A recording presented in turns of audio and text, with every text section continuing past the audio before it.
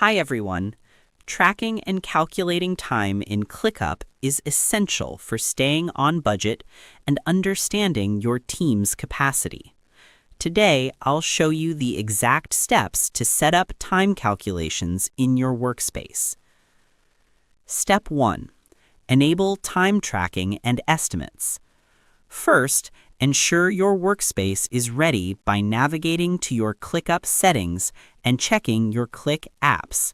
You need to toggle on both time tracking to record actual hours worked and time estimates to set your goals.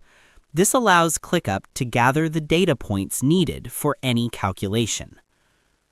Step 2. Set up your columns. Head to the list view of your project and click the plus icon on the far right of your task headers. Add the time spent and time estimate columns. To create a custom calculation like time remaining, select Custom Field and then Formula. Enter your math, for example, time estimate minus time spent, to see the live difference. Step 4. Use the Calculate feature. Scroll to the very bottom of your list view columns. Hover over the footer area of your time-related columns until you see the Calculate button.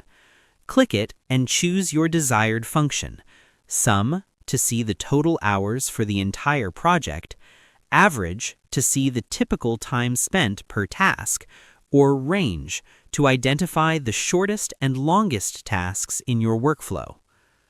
Step 5. Visualize with dashboards. For a higher-level view, create a dashboard and add a time reporting widget. Select your data source and group the results by user or tag. This will automatically calculate total billable or non-billable time across multiple projects, giving you a perfect summary of your team's efficiency.